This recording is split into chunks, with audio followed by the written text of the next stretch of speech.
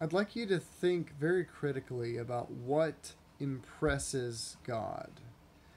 Not that God is lacking anything and he needs us, but he did make us and he loves us. The Bible says that he yearns for the spirit that he made in us. What impresses him?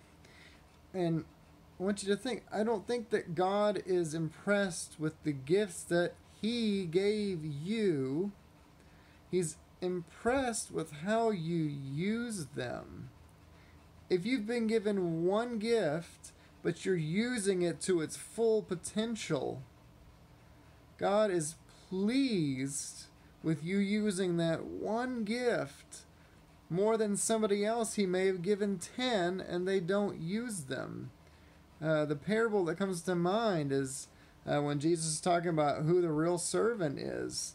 When the father says to the first son, go out into the field and tend it, and he says, oh yes, Father, I'll go, but he doesn't go. But then he says to the second one, do the same thing, and then the second kid says, I will not go, but then later he changes his mind and he goes and does what his father told him to do. And Jesus was speaking and he says, who did the will of his father? And obviously the answer was obvious.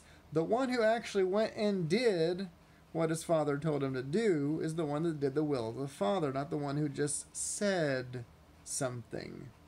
He spoke or honored with his lips, but his heart was far from his Father.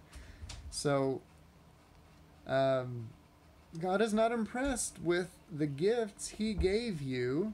He's impressed with how you use them.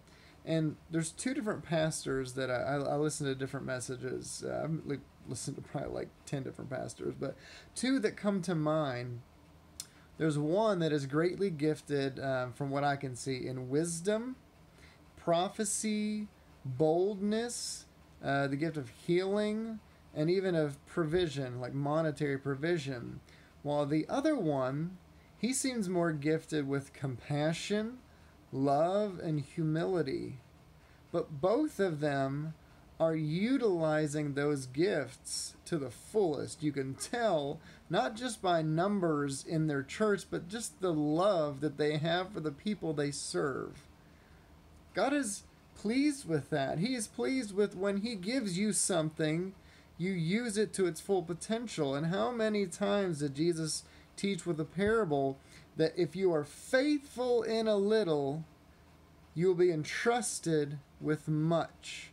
And that has two different meanings. If we are faithful with a little, we'll be entrusted with much in the kingdom to come.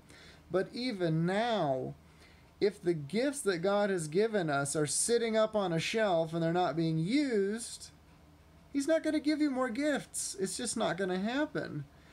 But if he has given you a certain amount of gifts, let's say you haven't been using them for the longest time, when you pick them back up and you start using them to bring people into the kingdom and bless people and heal people, when God sees that you are faithful with what you've been given, he will give you more.